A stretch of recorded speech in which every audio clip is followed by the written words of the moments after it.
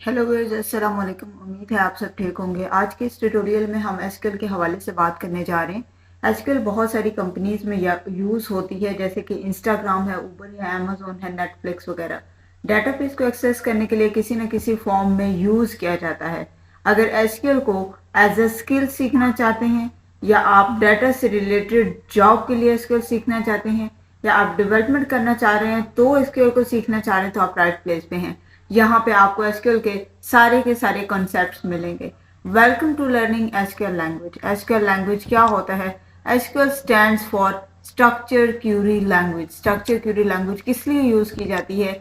जैसे कि हम लोग आपस में कम्युनिकेट कर रहे हैं उर्दू लैंग्वेज के ज़रिए, इसी तरह कंप्यूटर में कम्युनिकेट करता है एक किसी न किसी स्पेसिफिक लैंग्वेज के ज़रिए। Computer only digital data, binary data को अंडरस्टैंड करता है, इसके अलावा किसी भी डाटा को अंडरस्टैंड नहीं करता।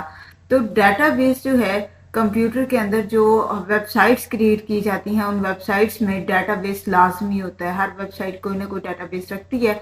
तो उस डाटाबेस से इंटरेक्ट करने के लिए हम क्या करते हैं? स्ट्रक्चर क्यूरी लैंग्वेज को इस्तेमाल करते हैं। Structure query language use to interact with database.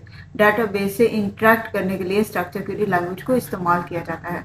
जो हमारा डाटाबेस होता है वो दो तरह का होता है। एक रिलेशनल डाटाबेस होता है, एक नॉन रिलेशनल डाटाबेस होता है। तो जो रिलेशनल डाटाबेस होता है वो क्या होता है कि उसमें टेबल्स की फॉर्म में डाटा को क्रिएट किया जाता है। जो नॉन रिलेशनल होता है उसमें टेबल्स की फॉर्म में डाटा को क्रिएट नहीं किया जाता। तो यहाँ पे जो हम स्ट्रक्चर क्यूरी लैंग्वेज की बात करें, इस लैंग्वेज में हम लोग बात करेंगे रिलेशनल डाटाबेस की। यानी हमारा जो भी डाटा होगा वो जो डाटाबेस होगा वो टेबल्स की फॉर्म में क्रिएट किया जाएगा। ठीक है। तो database basically collection of data in a table form. Tables की फॉर्म में डाटा का कलेक्शन होता है। ठीक है। तो इसके बाद है कि हम लोग कौन कौन से कोड एडिटर्स हैं जो स्ट्रक्चर क्वेरी लैंग्वेज के लिए यूज़ कर सकते हैं। मल्टीपल कोड एडिटर्स हैं, जो भी आपको कोई कोड एडिटर अच्छा लगता है आप उसको यूज़ कर सकते हैं। लाइक माई एसक्यूएल है, एमएस एक्सेस है, एसक्यूएल सर्वर है, ओरेकल है। ये सारे के सारे कोड एडिटर्स हैं। इनमें से आपको जो भी कोड एडिटर आसान लगता है आप उसको इस्तेमाल कर सकते हैं। हम यहाँ पे जो इस ट्यूटोरियल में इस्तेमाल करने जा रहे हैं वो है माई एसक्यूएल। माई एसक्यूएल क्या है? माई एसक्यूएल एक सॉफ्टवेयर है, एक कोड एडिटर है, जिसके जरिए हम एसक्यूएल की स्ट्रक्चर क्वेरी लैंग्वेज की सारी कमांड्स को यूज़ करेंगे, डाटाबेस क्रिएट करेंगे, टेबल्स क्रिएट करेंगे, डाटा फेच करेंगे, रिट्रीव, डिलीट एटसेट्रा, ये सारे के सारे ऑपरेशंस को परफॉर्म करेंगे। सेकंड क्या है कि अगर आप विंडो ऑपरेटिंग सिस्टम यूज़ करें तो ये लिंक है, ये डिस्क्रिप्शन में दे दिया जाएगा। यहाँ से आप एसक्यूएल यानी माई एसक्यूएल का जो सॉफ्टवेयर है वो आप डाउनलोड कर सकते हैं। लेकिन अगर आप मैक ऑपरेटिंग सिस्टम यूज़ करें तो ये लिंक भी डिस्क्रिप्शन में दे दिया जाएगा। आप यहाँ से मैक ऑपरेटिंग सिस्टम को यानी एसक्यूएल को डाउनलोड कर सकते हैं। उसके बाद क्या है कि हमारे पास क्रड ऑपरेशंस क्या होते हैं? क्रड ऑपरेशंस ऐसे ऑपरेशंस होते हैं जो बहुत ज़्यादा एसक्यूएल में यूज़ होते हैं। C stands for create, R stands for read, U stands for update and D stands for delete.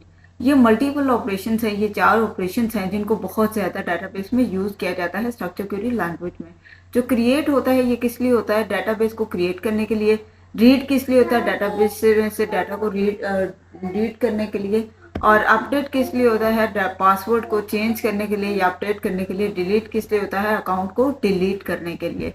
हम इन सारे ऑपरेशंस को प्रैक्टिकल वर्क के साथ समझेंगे तब आपको ज़्यादा समझ आएगी।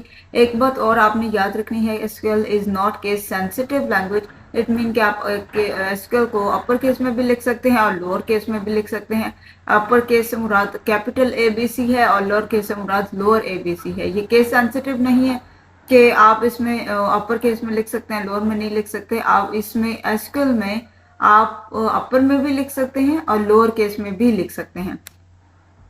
अब नेक्स्ट क्या है? Creating our first database. यहाँ से हमारा प्रैक्टिकल वर्क स्टार्ट होता है कि हम लोग किस तरह से अपना जो फर्स्ट डाटाबेस है उसको क्रिएट कर सकते हैं। याद रखना है कि इसके लिए डाटाबेस को क्रिएट करने के लिए क्या क्वेरी है? Create database with database name. Okay, हम किस तरह से क्रिएट कर सकते हैं? डाटाबेस को क्रिएट करना है विद डाटाबेस नेम। तो जब आपके पास MySQL डाउनलोड हो जाएगा तो इस तरह की विंडो आपके पास ओपन होगी। ये विंडो जो आपको शो हो रही है, यहाँ पे आपको सामने शो होगा MySQL कनेक्शन। जब आप MySQL कनेक्शन पर क्लिक करेंगे क्लिक करने के बाद आपके पास एक नेक्स्ट विंडो ओपन होगी जिसमें आपने सारे के सारे ऑपरेशंस परफॉर्म करने होंगे। इस विंडो में आपने एसक्यूएल को डेटाबेस को कैसे क्रिएट करना है ये शो हो आप कर सकते हैं। आपने जो है डेटाबेस डिलीट कैसे करना है, टेबल कैसे क्रिएट करना है, ये सारे ऑपरेशंस आप परफॉर्म कर सकते हैं। आप ये देखें एसक्यूएल को ओपन करने के बाद माई कनेक्शन को ओपन करने के बाद आपके पास ये विंडो होगी। यहाँ पे राइट साइड पे एक विंडो है, बॉटम में विंडो है, लेफ्ट साइड पे विंडो है और ये टॉप पे एक विंडो है। अब ये देखें ये जो राइट साइड पे विंडो है इसका कोई खास काम नहीं है, आप चाहें तो इसको हाइड कर सकते हैं। ये बटन है इस राइट साइड की विंडो को हाइड करने के लिए। अब ये जो बॉटम बटन है इसको भी आप इसके जरिए हाइड कर सकते हैं, लेकिन हम हाइड नहीं करेंगे क्योंकि हमारा जो आउटपुट है वो यहाँ पे शो होगा। अपने आउटपुट को यहाँ पे शो करवाने के लिए हम इसको ऑन ही रखेंगे, इसको हाइड नहीं करेंगे। इसी तरह से जो हमारे लेफ्ट साइड में है ये स्कीमास है। स्कीमास क्या है, ये बाय डिफ़ॉल्ट डेटाबेसेस हैं जो कि पहले से क्रिएट की हुई हैं। हमने जो भी डेटाबेस क्रिएट करनी है वो यहाँ पे शो होगी, ठीक है। तो ये हमारी मेन विंडो है जहाँ पे हमने काम करना है, ठीक है। अब क्या है, क्रिएट आवर फर्स्ट डेटाबेस, कि हमने अपनी पहली डेटाबेस क्रिएट करनी है। डेटाबेस क्रिएट करने के लिए हम क्या करेंगे, क्यूरी लिखेंगे, create database and database name. Database का नाम कोई भी हो सकता है। फॉर एग्जांपल आप कॉलेज से रिलेटेड डेटाबेस बना रहे हैं, स्कूल से रिलेटेड या किसी भी चीज़ से रिलेटेड बना रहे हैं, तो आप यहाँ पे उसका नाम लिखेंगे। हम यहाँ पे पहली डेटाबेस क्रिएट करते हैं। किस तरह से क्रिएट करेंगे, CREATE create and then database, okay. And then यहाँ पे हम लिखते हैं लेट सपोज मैं एक कॉलेज के हवाले से डेटाबेस क्रिएट कर रही हूँ, तो मैंने कॉलेज लिखा। जब हमारी ये लाइन ख़त्म हो जाएगी तो लास्ट में हमने सेमी कॉलन्स क्रिएट करने हैं। ये सेमी कॉलन से का मतलब ये है कि हमारी जो स्टेटमेंट है वो मुकम्मल हो गई है। अब मैं इसको सिलेक्ट करूँगी और रन करूँगी, तो रन करने के बाद ये देखें ये आउटपुट विंडो में शो हो रहा है टिक का साइन। टिक साइन से ये मुराद है कि आपकी जो डेटाबेस है वो कॉलेज नाम की क्रिएट हो गई है। अब ये डेटाबेस हमें स्कीमाज में नज़र नहीं आ रही। क्यों नहीं नज़र आ रही, यहाँ पे हम राइट क्लिक करेंगे, देन रिफ्रेश ऑल करेंगे। रिफ्रेश ऑल करने के बाद देखें कि कॉलेज नाम की डेटाबेस क्रिएट हो चुकी है, ओके।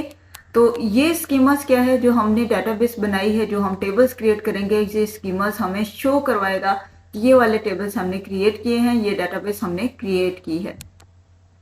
इस तरह से हम क्या कर सकते हैं, अपनी डेटाबेस को क्रिएट कर सकते हैं।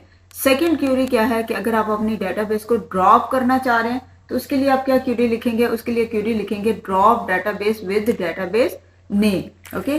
तो हम किस तरह से डेटाबेस को ड्रॉप कर सकते हैं, ये जो हमने डेटाबेस लिखी हुई है हम इसको ड्रॉप कर सकते हैं। देखें केस सेंसिटिव लैंग्वेज नहीं है। एक बात और, drop database and then college, okay, semi colon. जब मैं इसको सिलेक्ट करूंगी, यहाँ पे ये देखें स्कीमास में आपको कॉलेज नाम की डेटाबेस नज़र आ रही है।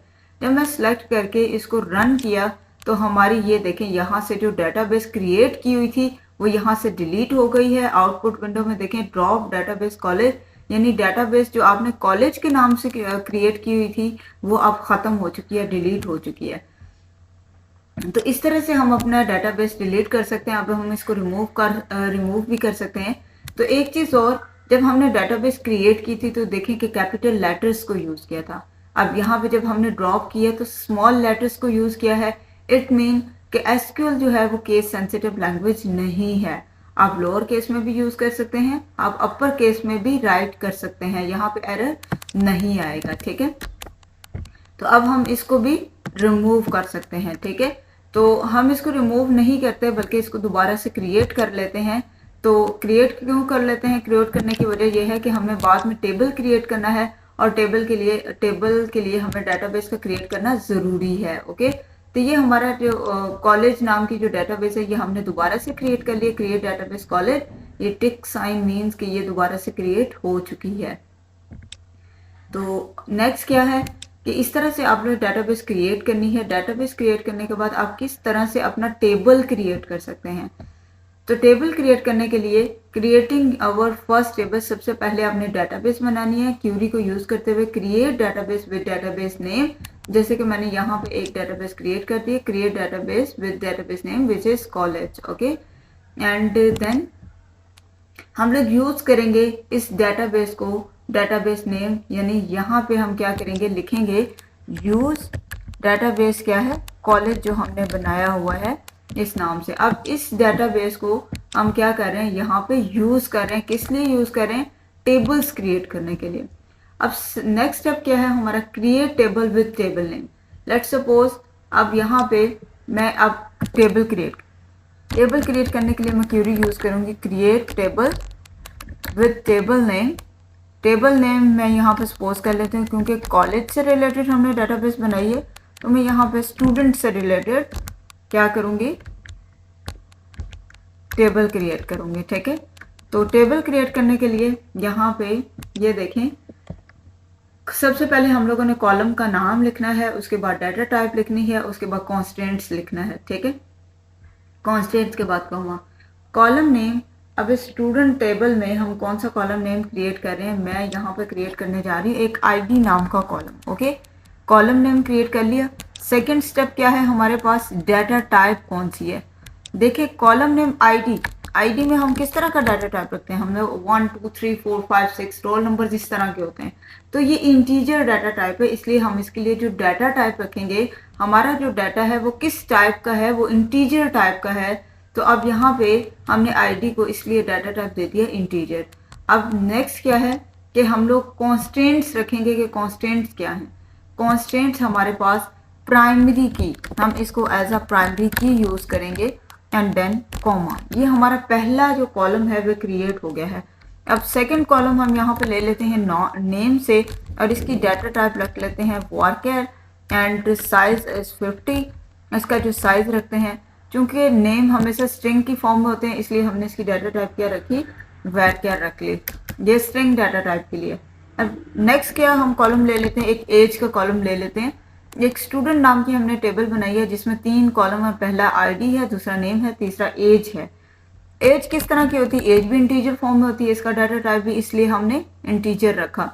और हम यहाँ पे इसको कॉन्स्टेंट्स क्या लगाएंगे कि नॉट नल, किसी भी स्टूडेंट का कोई भी स्टूडेंट ऐसा नहीं हो सकता कि उसकी कोई एज ना हो, हर स्टूडेंट की कोई ना कोई एज होती है, इसलिए हम ये यहाँ पे कॉन्स्टेंट्स लगा दें कि हम इसको खाली नहीं छोड़ सकते, हमने कोई ना कोई वैल्यू इसमें लाजमी देनी है। तो एज हमारा कॉलम का नाम है, डाटा टाइप हमारी इंटीजर है, एंड नॉट नल क्या है, ये हमारी कॉन्स्टेंट्स हैं। इस तरह हमने क्या किया, टेबल क्रिएट कर लिया।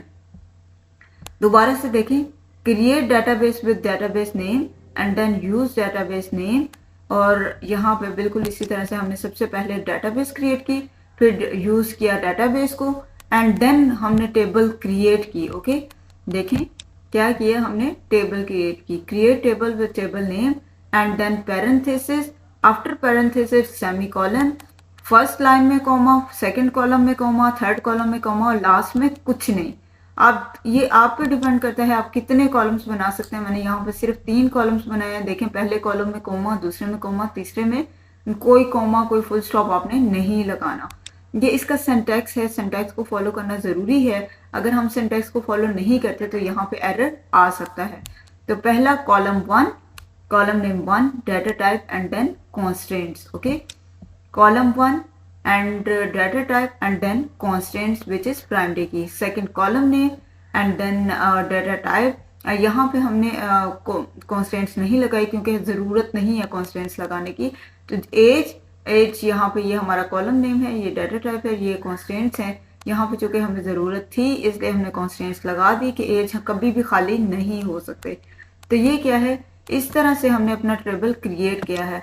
अब यहाँ पे हमारा टेबल क्रिएट हो गया है या नहीं हुआ, इसको चेक करेंगे, सेलेक्ट करके अब रन करेंगे। ठीक है, ये रन बटन है, रन बटन पर क्लिक करेंगे। तो क्लिक करने के बाद ये देखें प्रोसेसिंग हो रही है। अब हमें पता चलेगा कि हमारा जो टेबल है, ये देखें create table student ID integer name और वर्कर, ये क्रिएट हो चुका है। अब हम इसको देखेंगे अपने इस डेटाबेस में जो कि कॉलेज नाम का है कि इसमें हमारा टेबल क्रिएट हुआ है या नहीं हुआ। हमें 3 कॉलम नज़र आने चाहिए आईडी, नेम और एज के। तो हम क्लिक करेंगे इस डेटाबेस पे, ये टेबल्स ओपन करेंगे, ये देखें स्टूडेंट नाम की टेबल यहाँ पे क्रिएट हो गई है। अब यहाँ पे हम क्लिक करेंगे कि इस टेबल में हमारे पास आया ये वाले कॉलम्स आईडी, नेम और एज क्रिएट हुए हैं या नहीं हुए। तो हम इस पर क्लिक करते हैं, ये देखें 3 कॉलम्स आईडी, नेम और एज ये वाले कॉलम्स क्रिएट हो गए हैं। ओके, तो इस तरह से हम अपना टेबल क्रिएट कर सकते हैं। टेबल क्रिएट करने के बाद हम डाटा को डेटाबेस क्रिएट कर सकते हैं। डेटाबेस क्रिएट करने के बाद हम टेबल्स क्रिएट कर सकते हैं। उम्मीद है आज के कंसेप्ट को आज का जो कंसेप्ट है डेटाबेस का कि किस तरह से आप डेटाबेस क्रिएट करते हैं, किस तरह से आप टेबल बनाते हैं, ये चीज़ आपको समझ आई होगी। तो इजाज़त दीजिए, अल्लाह हाफ़िज़। हेलो व्यूअर्स, अस्सलाम वालेकुम। उम्मीद है आप सब ठीक होंगे। आज के इस ट्यूटोरियल में हम एसक्यूएल के हवाले से बात करने जा रहे हैं। एसक्यूएल बहुत सारी कंपनीज में यूज़ होती है, जैसे कि इंस्टाग्राम है, ऊबर है, अमेजोन है, नेटफ्लिक्स वगैरह। डाटाबेस को एक्सेस करने के लिए किसी न किसी फॉर्म में यूज़ किया जाता है। अगर एसक्यूएल को एज अ स्किल सीखना चाहते हैं, या आप डाटा से रिलेटेड जॉब के लिए एसक्यूएल सीखना चाहते हैं, या आप डेवलपमेंट करना चाह रहे हैं तो एसक्यूएल को सीखना चाह रहे हैं, तो आप राइट प्लेस पे हैं। यहाँ पे आपको एसक्यूएल के सारे कॉन्सेप्ट्स मिलेंगे। Welcome to learning SQL language. SQL language क्या होता है? SQL stands for structure query language. Structure query language किस लिए यूज़ की जाती है? जैसे कि हम लोग आपस में कम्युनिकेट कर रहे हैं उर्दू लैंग्वेज के ज़रिए, इसी तरह कंप्यूटर में कम्युनिकेट करता है एक किसी न किसी स्पेसिफिक लैंग्वेज के ज़रिए। Computer only digital data, binary data को अंडरस्टैंड करता है, इसके अलावा किसी भी डाटा को अंडरस्टैंड नहीं करता। तो डाटाबेस जो है, कंप्यूटर के अंदर जो वेबसाइट्स क्रिएट की जाती हैं, उन वेबसाइट्स में डाटाबेस लाजमी होता है। हर वेबसाइट कोई ना कोई डाटाबेस रखती है। तो उस डाटाबेस से इंटरेक्ट करने के लिए हम क्या करते हैं? स्ट्रक्चर क्यूरी लैंग्वेज को इस्तेमाल करते हैं। Structure query language use to interact with database. Database से इंटरेक्ट करने के लिए स्ट्रक्चर क्यूरी लैंग्वेज को इस्तेमाल किया जाता है। जो हमारा डाटाबेस होता है वो दो तरह का होता है। एक रिलेशनल डाटाबेस होता है, एक नॉन रिलेशनल डाटाबेस होता है। तो जो रिलेशनल डाटाबेस होता है वो क्या होता है कि उसमें टेबल्स की फॉर्म में डाटा को क्रिएट किया जाता है। जो नॉन रिलेशनल होता है उसमें टेबल्स की फॉर्म में डाटा को क्रिएट नहीं किया जाता। तो यहाँ पे जो हम स्ट्रक्चर क्यूरी लैंग्वेज की बात करें, इस लैंग्वेज में हम लोग बात करेंगे रिलेशनल डाटाबेस की, यानी हमारा जो भी डाटा होगा वो जो डाटाबेस होगा वो टेबल्स की फॉर्म में क्रिएट किया जाएगा। ठीक है, तो database basically collection of data in a table form. Tables की फॉर्म में डाटा का कलेक्शन होता है। ठीक है, तो इसके बाद है कि हम लोग कौन कौन से कोड एडिटर्स हैं जो स्ट्रक्चर क्यूरी लैंग्वेज के लिए यूज़ कर सकते हैं। मल्टीपल कोड एडिटर्स हैं, जो भी आपको कोई कोड एडिटर अच्छा लगता है आप उसको यूज़ कर सकते हैं। लाइक माई एसक्यूएल है, एमएस एक्सेस है, एसक्यूएल सर्वर है, ओरेकल है, ये सारे के सारे कोड एडिटर्स हैं। इनमें से आपको जो भी कोड एडिटर आसान लगता है आप उसको इस्तेमाल कर सकते हैं। हम यहाँ पे जो इस ट्यूटोरियल में इस्तेमाल करने जा रहे हैं वो है माई एसक्यूएल। माई एसक्यूएल क्या है?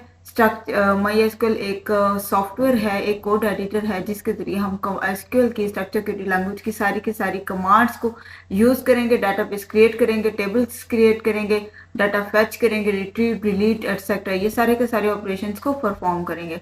सेकंड क्या है कि अगर आप विंडो ऑपरेटिंग सिस्टम यूज़ करें तो ये लिंक है, ये डिस्क्रिप्शन में दे दिया जाएगा। यहाँ से आप एसक्यूएल यानी माई एसक्यूएल का जो सॉफ्टवेयर है वो आप डाउनलोड कर सकते हैं। लेकिन अगर आप मैक ऑपरेटिंग सिस्टम यूज़ करें तो ये लिंक भी डिस्क्रिप्शन में दे दिया जाएगा। आप यहाँ से मैक ऑपरेटिंग सिस्टम को यानी एसक्यूएल को डाउनलोड कर सकते हैं। उसके बाद क्या है कि हमारे पास CRUD ऑपरेशंस क्या होते हैं? CRUD ऑपरेशंस ऐसे ऑपरेशंस होते हैं जो बहुत ज़्यादा एसक्यूएल में यूज़ होते हैं। C stands for create, R stands for read, U stands for update and D stands for delete। ये मल्टीपल ऑपरेशंस हैं, ये चार ऑपरेशंस हैं जिनको बहुत ज़्यादा डाटाबेस में यूज़ किया जाता है स्ट्रक्चर क्यूरी लैंग्वेज में। जो क्रिएट होता है ये किस लिए होता है? डाटाबेस को क्रिएट करने के लिए। रीड किस लिए होता है? डाटाबेस से डाटा को रीड करने के लिए। और अपडेट किस लिए होता है? पासवर्ड को चेंज करने के लिए या अपडेट करने के लिए। डिलीट किस लिए होता है? अकाउंट को डिलीट करने के लिए। हम इन सारे ऑपरेशंस को प्रैक्टिकल वर्क के साथ समझेंगे तब आपको ज़्यादा समझ आएगी। एक बात और आपने याद रखनी है, SQL is not case sensitive language. It mean कि आप एसक्यूएल को अपर केस में भी लिख सकते हैं और लोअर केस में भी लिख सकते हैं। अपर केस से मुराद कैपिटल ABC है और लोअर केस से मुराद लोअर ABC है। ये केस सेंसिटिव नहीं है कि आप इसमें अपर केस में लिख सकते हैं, लोअर में नहीं लिख सकते। आप इसमें एसक्यूएल में आप अपर में भी लिख सकते हैं और लोअर केस में भी लिख सकते हैं। अब नेक्स्ट क्या है? Creating our first database. यहाँ से हमारा प्रैक्टिकल वर्क स्टार्ट होता है कि हम लोग किस तरह से अपना जो फर्स्ट डेटाबेस है उसको क्रिएट कर सकते हैं। याद रखना है कि इसके लिए डेटाबेस को क्रिएट करने के लिए क्या क्वेरी है, create database with database name. Okay, हम किस तरह से क्रिएट कर सकते हैं, डेटाबेस को क्रिएट करना है विद डेटाबेस नेम। तो जब आपके पास MySQL डाउनलोड हो जाएगा तो इस तरह की विंडो आपके पास ओपन होगी। ये विंडो जो आपको शो हो रही है, यहाँ पे आपको सामने शो होगा MySQL कनेक्शन। जब आप MySQL कनेक्शन पर क्लिक करेंगे, क्लिक करने के बाद आपके पास एक नेक्स्ट विंडो ओपन होगी जिसमें आपने सारे के सारे ऑपरेशंस परफॉर्म करने होंगे। इस विंडो में आपने एसक्यूएल को, डेटाबेस को कैसे क्रिएट करना है ये शो हो, आप कर सकते हैं। आपने जो है डेटाबेस डिलीट कैसे करना है, टेबल कैसे क्रिएट करना है, ये सारे ऑपरेशंस आप परफॉर्म कर सकते हैं। आप ये देखें, एसक्यूएल को ओपन करने के बाद, माई कनेक्शन को ओपन करने के बाद आपके पास ये विंडो होगी। यहाँ पे राइट साइड पे एक विंडो है, बॉटम में विंडो है, लेफ्ट साइड पे विंडो है और ये टॉप पे एक विंडो है। अब ये देखें, ये जो राइट साइड पे विंडो है इसका कोई खास काम नहीं है, आप चाहें तो इसको हाइड कर सकते हैं। ये बटन है इस राइट साइड की विंडो को हाइड करने के लिए। अब ये जो बॉटम बटन है इसको भी आप इसके जरिए हाइड कर सकते हैं, लेकिन हम हाइड नहीं करेंगे क्योंकि हमारा जो आउटपुट है वो यहाँ पे शो होगा। अपने आउटपुट को यहाँ पे शो करवाने के लिए हम इसको ऑन ही रखेंगे, इसको हाइड नहीं करेंगे। इसी तरह से जो हमारे लेफ्ट साइड में है ये स्कीमास है। स्कीमास क्या है, ये बाय डिफ़ॉल्ट डेटाबेसेस हैं जो कि पहले से क्रिएट की हुई हैं। हमने जो भी डेटाबेस क्रिएट करनी है वो यहाँ पे शो होगी, ठीक है। तो ये हमारी मेन विंडो है जहाँ पे हमने काम करना है, ठीक है। अब क्या है, क्रिएट आवर फर्स्ट डेटाबेस, कि हमने अपनी पहली डेटाबेस क्रिएट करनी है। डेटाबेस क्रिएट करने के लिए हम क्या करेंगे, क्यूरी लिखेंगे, create database and database name. Database का नाम कोई भी हो सकता है। फॉर एग्जांपल आप कॉलेज से रिलेटेड डेटाबेस बना रहे हैं, स्कूल से रिलेटेड या किसी भी चीज़ से रिलेटेड बना रहे हैं, तो आप यहाँ पे उसका नाम लिखेंगे। हम यहाँ पे पहली डेटाबेस क्रिएट करते हैं। किस तरह से क्रिएट करेंगे, CREATE, create and then database, okay. And then यहाँ पे हम लिखते हैं, लेट सपोज मैं एक कॉलेज के हवाले से डेटाबेस क्रिएट कर रही हूँ, तो मैंने कॉलेज लिखा। जब हमारी ये लाइन ख़त्म हो जाएगी तो लास्ट में हमने सेमी कॉलन्स क्रिएट करने हैं। ये सेमी कॉलन से का मतलब ये है कि हमारी जो स्टेटमेंट है वो मुकम्मल हो गई है। अब मैं इसको सेलेक्ट करूँगी और रन करूँगी, तो रन करने के बाद ये देखें, ये आउटपुट विंडो में शो हो रहा है टिक का साइन। टिक साइन से ये मुराद है कि आपकी जो डेटाबेस है वो कॉलेज नाम की क्रिएट हो गई है। अब ये डेटाबेस हमें स्कीमाज में नज़र नहीं आ रही। क्यों नहीं नज़र आ रही, यहाँ पे हम राइट क्लिक करेंगे, देन रिफ्रेश ऑल करेंगे। रिफ्रेश ऑल करने के बाद देखें कि कॉलेज नाम की डेटाबेस क्रिएट हो चुकी है, ओके।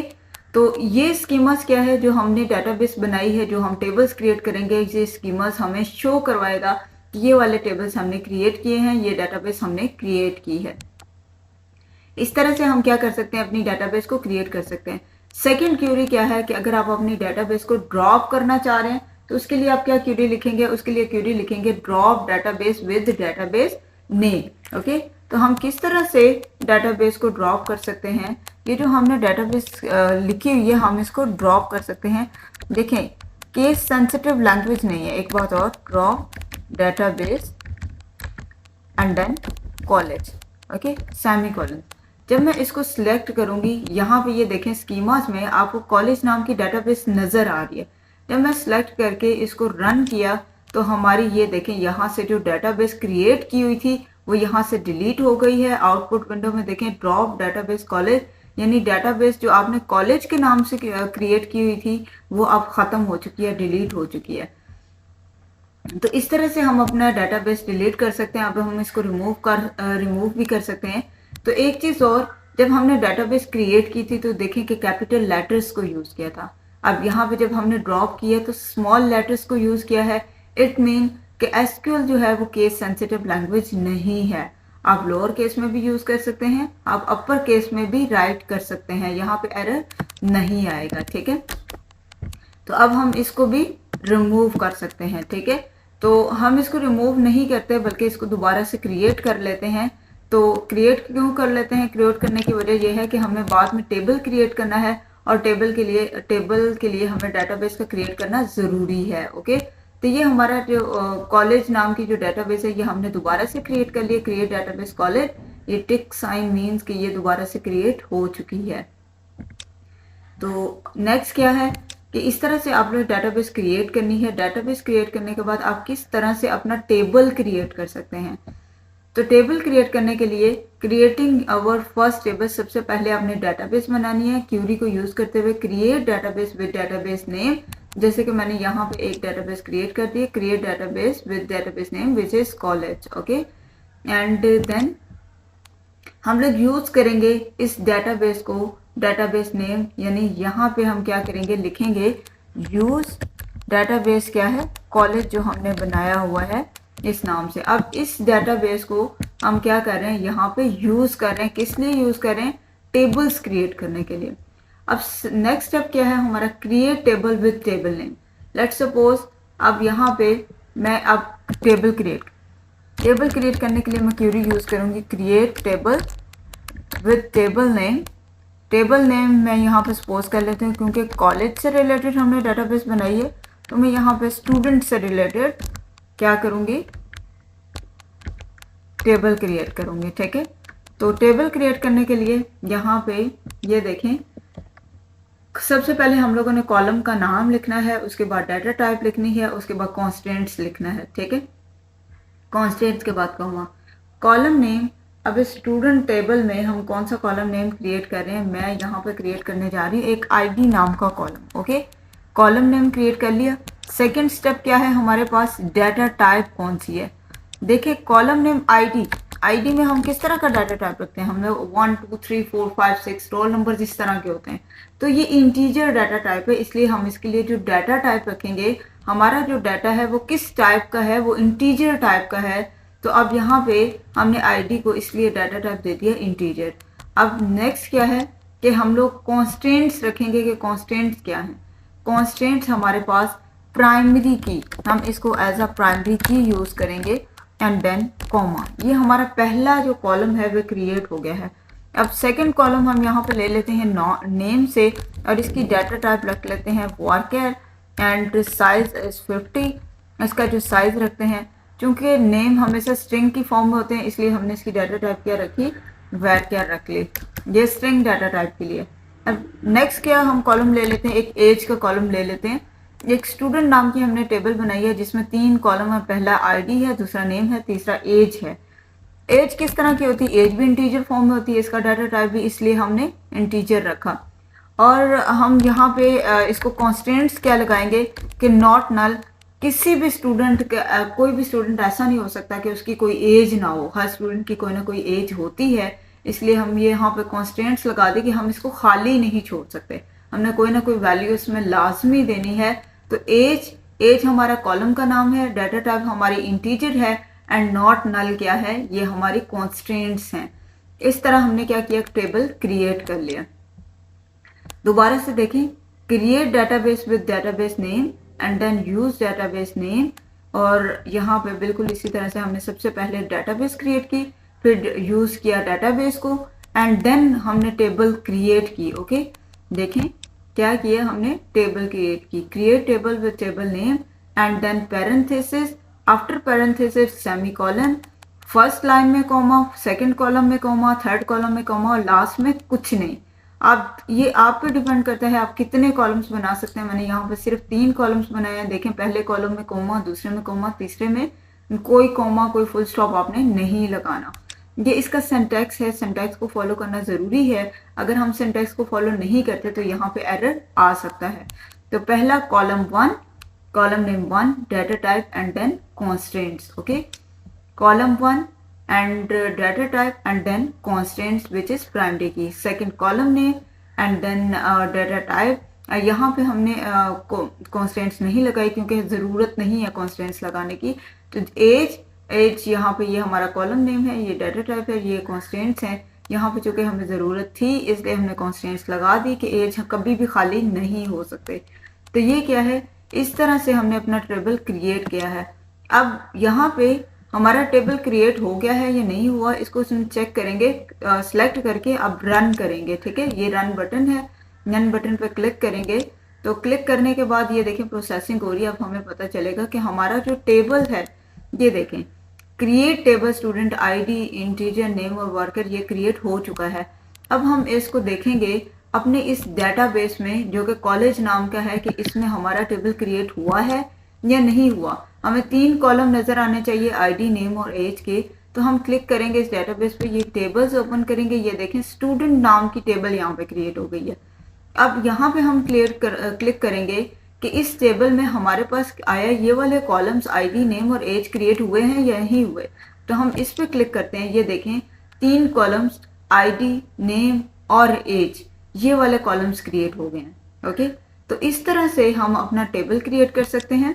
टेबल क्रिएट करने के बाद हम डाटा को डेटाबेस क्रिएट कर सकते हैं। डेटाबेस क्रिएट करने के बाद हम टेबल्स क्रिएट कर सकते हैं। उम्मीद है आज के कंसेप्ट को आज का जो कंसेप्ट है डेटाबेस का कि किस तरह से आप डेटाबेस क्रिएट करते हैं, किस तरह से आप टेबल बनाते हैं, ये चीज़ आपको समझ आई होगी। तो इजाज़त दीजिए, अल्लाह हाफ़िज़।